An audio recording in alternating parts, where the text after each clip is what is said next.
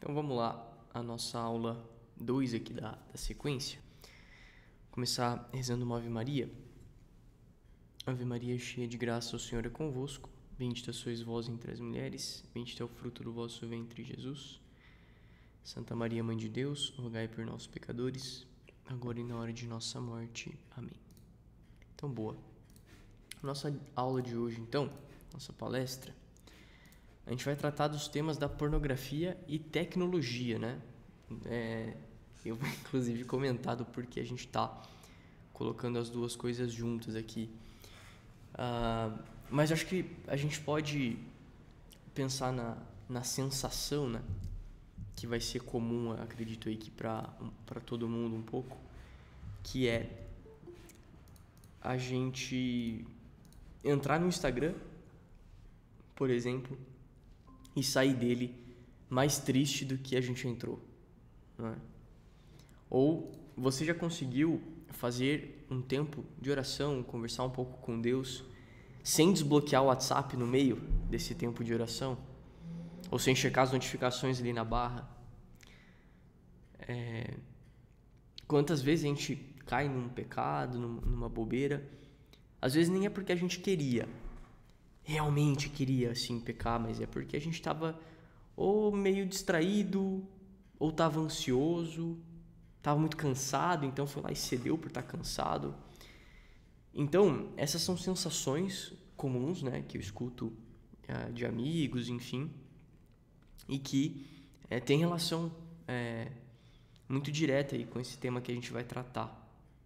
Então, existe, é claro, nisso, existe um problema espiritual, mas existe, talvez antes, né, ou junto disso, um problema também neurológico, biológico, emocional. Então, quero comentar um pouco sobre isso, né? Porque nem tudo vai ser fruto, sei lá, do demônio, nem tudo é fruto só de algo espiritual, mas muitas vezes pode ter um problema humano que a gente tem que ajudar também a Deus, ajudar a nosso anjo da guarda, né? Então, eu trouxe aqui 2 estudos, um de Cambridge e um da Universidade de Sussex. Porém, a gente tem uma leva muito grande de estudos em torno desse campo. Esse primeiro é sobre pessoas, né, com consumo compulsivo de pornografia apresentarem padrões de ativação cerebral idêntico aos viciados em droga, né? Então, nas mesmas regiões ligadas ao desejo, ao prazer, à dependência, à abstinência, né? Então, o consumo de pornografia ele está muito, muito próximo do que é o consumo de drogas e a dependência também.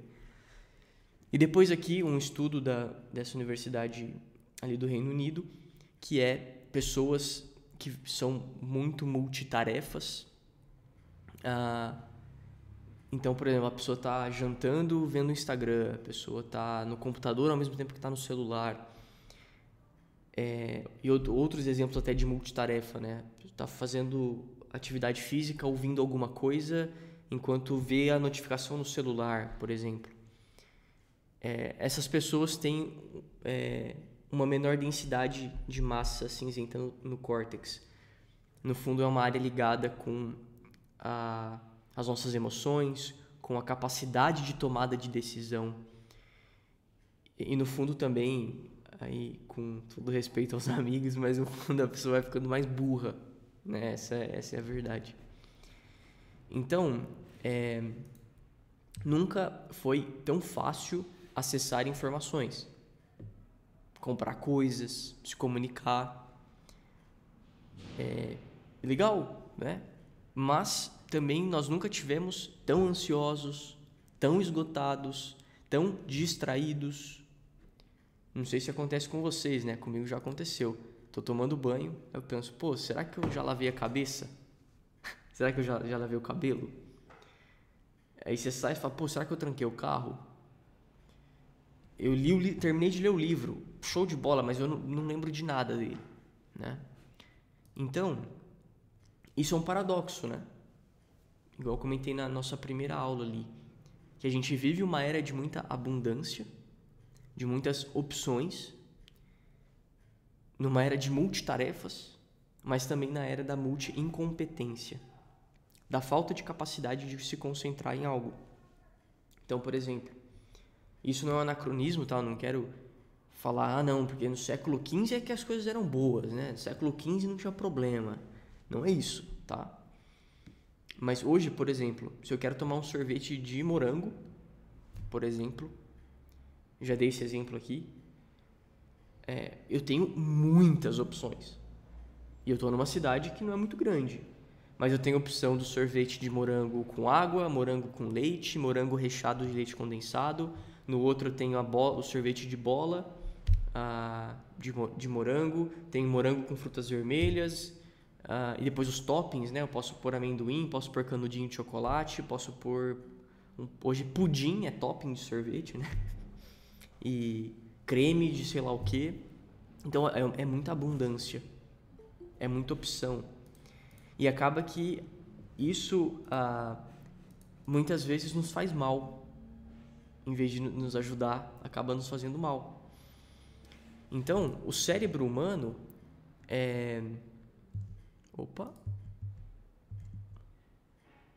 Peraí. Bom, pulou um slide aqui, mas tudo bem. O cérebro humano, o nosso cérebro, ele não foi feito para lidar com prazer infinito sobre demanda.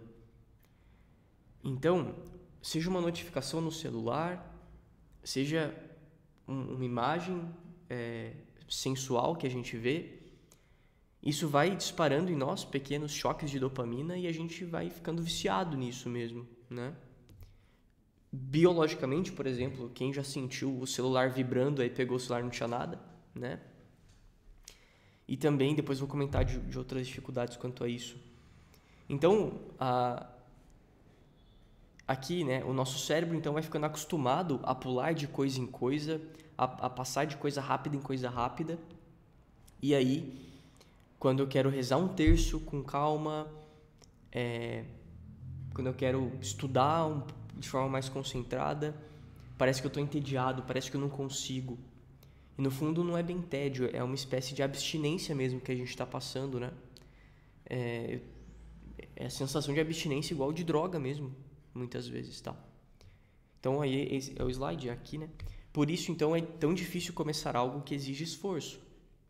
Então, rezar o terço com calma, manter o foco por 1 hora no trabalho, estudar focado por, 30 minutos, 1 hora. Então, a gente começa, mas logo quer parar. Começa, mas tem uma distração. Porque a gente está acostumando o nosso cérebro com coisas muito rápidas e pouco profundas, né? Então, aqui a ideia não é demonizar a tecnologia. Pelo contrário, eu sou um grande entusiasta das tecnologias, né? E a tecnologia, ela não é somente, um celular, por exemplo, uma escova de dente. Todos os objetos, né, que fazem parte de um progresso são tecnologia. Não tem a ver só com ser algo elétrico, algo automático, né? Mas a escova de dente ela vai evoluindo, tem novas características. Depois tem a escova elétrica, que parece que machuca menos a gengiva, sei lá. Então isso também é tecnologia, né? Então, muitos benefícios nascem da tecnologia. Deixa eu, inclusive, tirar esse slide aqui. Muitos benefícios nascem da tecnologia e dessa cultura de comunicação. Então, manter contato com familiares distantes. Isso aqui, que a gente está fazendo agora, né? Fazer apostolado com amigos, estudar, oportunidades profissionais, de relacionamento, muito progresso social, né? Isso é espetacular. Então, a tecnologia, ela é sobre adaptabilidade. É aprender a usar, não necessariamente excluir da nossa vida, né? Não é possível isso hoje, né? Na maioria dos casos. Então, interessante, né? Que quando uma nova tecnologia nasce ou se populariza, existe uma curva. Infelizmente, não achei esse gráfico para mostrar para vocês, mas está num curso de teologia que eu fiz recentemente. Quando os carros, né, se popularizaram, então chegou para todo mundo usar, a gente teve um pico, né, assim, a coisa começou a crescer muito, muito rápido, de mortes por acidentes de carro. E demorou-se um tempo, né? Uma década, mais de uma década, para isso estabilizar e ir diminuindo, né? Pera aí, gente, só um segundo. Não, tá certo. Achei que minha câmera estava numa configuração errada aqui, porque eu achei que estava dando uma travada. Mas demorou umas décadas para estabilizar e diminuindo, que significa o quê? As pessoas aprenderam a dirigir, a ser menos barbeiras, e também foi se colocando regras de trânsito, etc, para ajudar nisso, né? Então existe um tempo para que se aprenda a usar. E com as tecnologias, especialmente o smartphone, essa curva ela não aconteceu. Então é como se a gente estivesse ainda se matando de usar a tecnologia. Para vocês terem uma noção, tá? O iPhone, ele foi lançado em 2007. Ou seja, não fazem ainda nem 20 anos que existe o iPhone. E olha de onde ele saiu lá e olha onde já está hoje com inteligência artificial e etc, chip de processamento. Hoje o chip do iPhone mais bobo, ele é melhor que os processadores dos melhores computadores de 20 anos atrás. Isso é bizarro, né? Então, a gente ainda não aprendeu a usar. Esse é um fato. E aí, uma questão, né, é que a lógica da pornografia e da tecnologia é a mesma.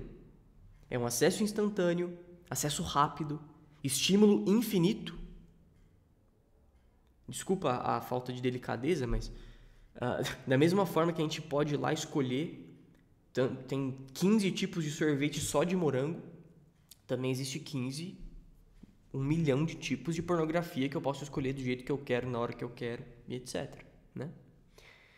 Então é uma recompensa sem esforço, é um imediatismo e a sensação de um mundo perfeito que eu controlo, que está na palma da minha mão.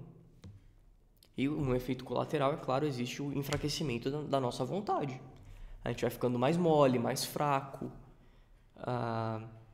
mais letárgico, né? A gente vai perdendo energia, perdendo vibração com as coisas.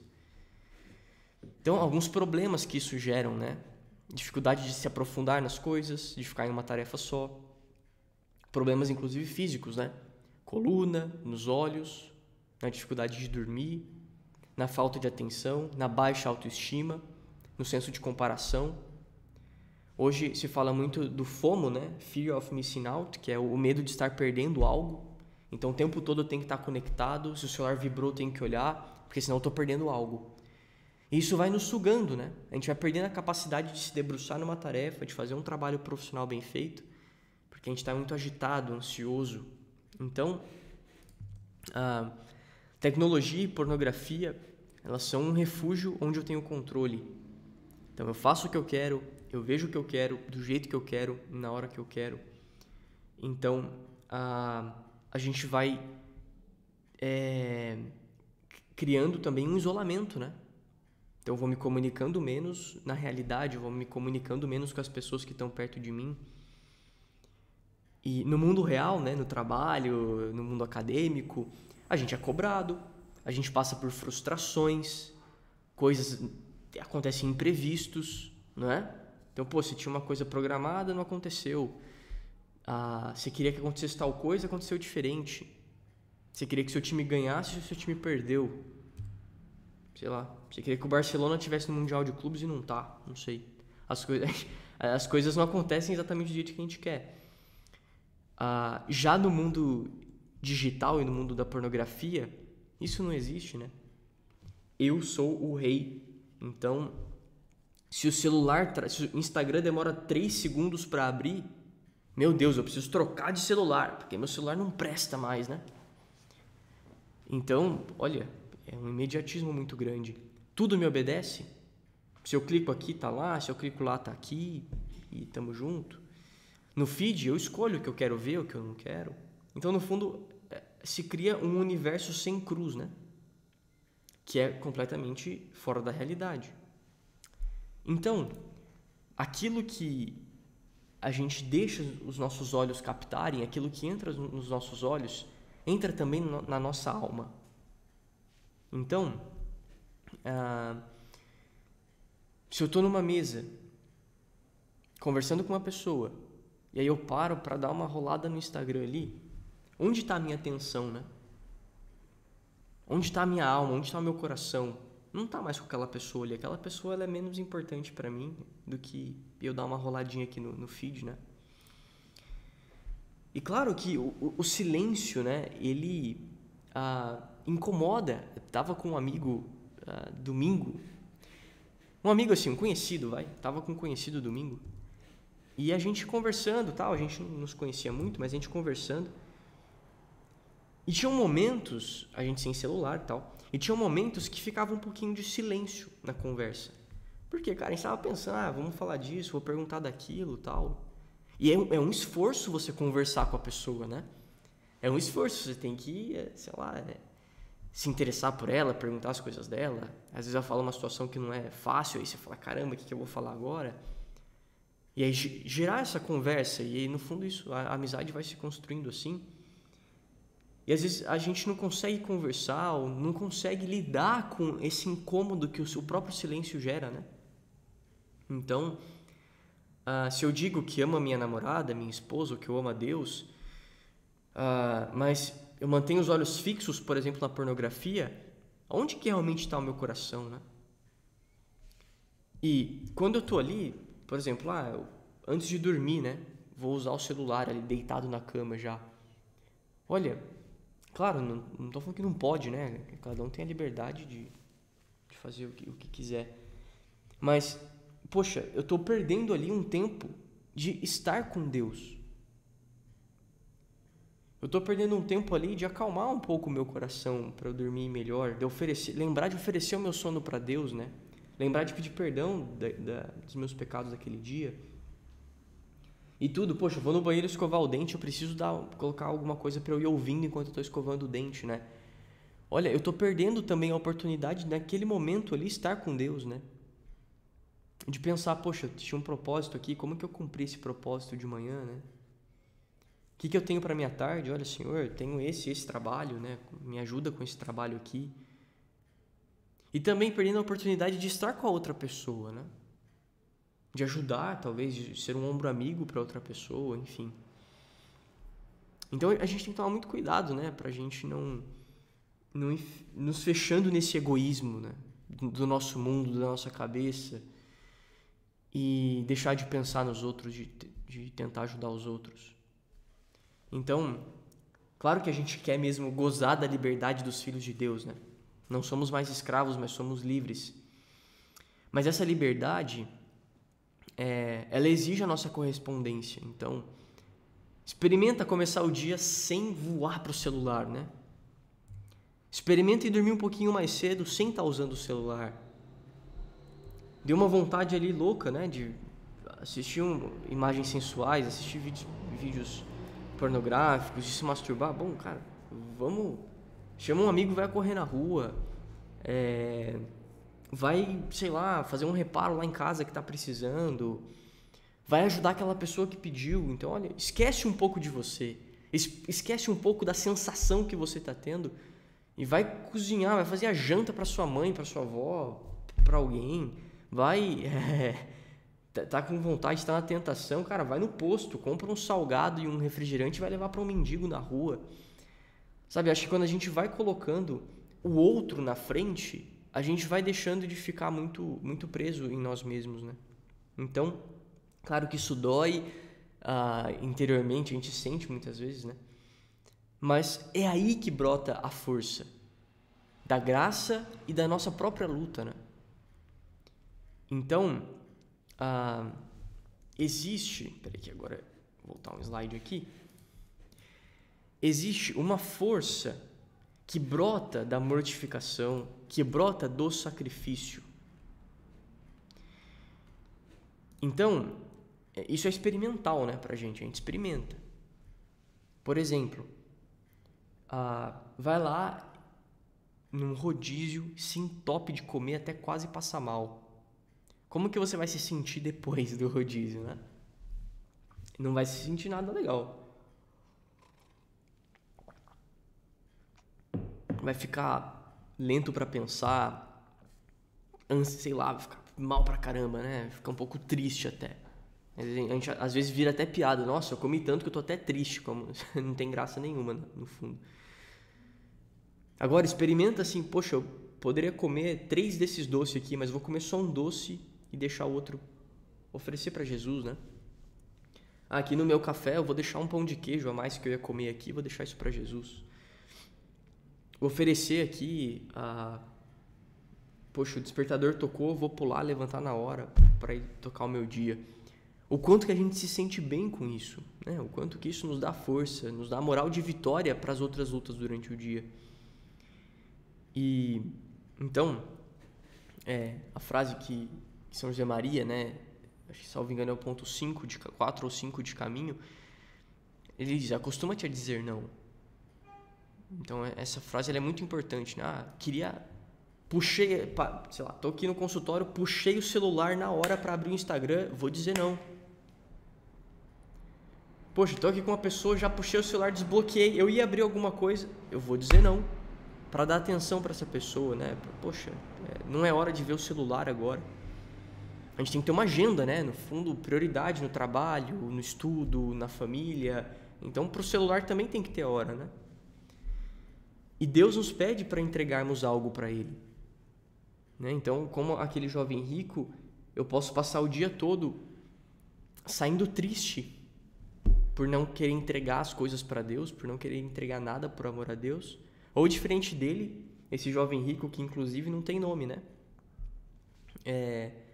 A gente pode sair feliz, se sacrificando pelos outros. Então, até na vida profissional, na vida universitária, né? Quando a gente sabe pensar, refletir, isso hoje te coloca na frente de 90% das pessoas. Então, começar a dominar o pouco. Reduzir o consumo das redes sociais, colocar limite, ou até usar aplicativos que ajudam a gente a usar menos, ou colocar um crucifixo, né? Aqui, um conselho também de São José Maria, salvo engano, é Caminho Socoforge, não lembro agora, acho que é Caminho. Ele fala: deixa uma cruzinha, né? Um crucifixo em cima da mesa para você se lembrar de Deus.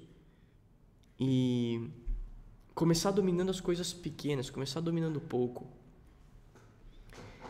E tanto para tecnologia, tanto para pornografia, o segredo é começar e recomeçar, né? Então é uma luta mesmo. E dominar os nossos sentidos e dominar o uso da tecnologia é dominar a própria vida. Não é? É ter autodomínio, é ter autocontrole. Ser pontual com os nossos propósitos, por exemplo, né? Então, poxa, fiz o propósito aqui, quero rezar o terço todos os dias. Que horas vou rezar o terço todos os dias? E ser pontual nisso também. Deus está nos esperando, né? Na hora que a gente se compromete com Ele.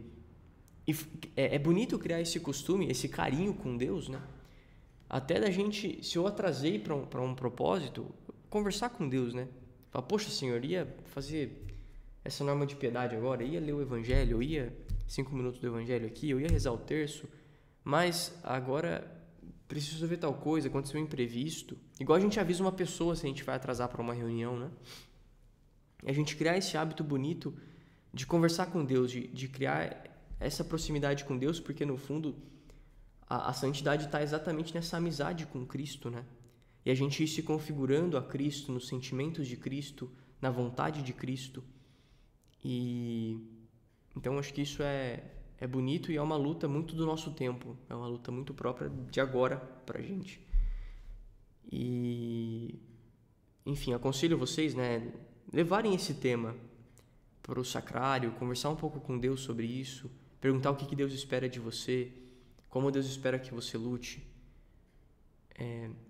Enfim, acho que vale a pena levar isso um pouco para o sacrário, levar isso para conversar uns minutos com Deus. Acho que vale a pena. Ave Maria, cheia de graça, o Senhor é convosco. Bendita sois vós entre as mulheres, bendito é o fruto do vosso ventre, Jesus. Santa Maria, Mãe de Deus, rogai por nós, pecadores, agora e na hora de nossa morte. Amém.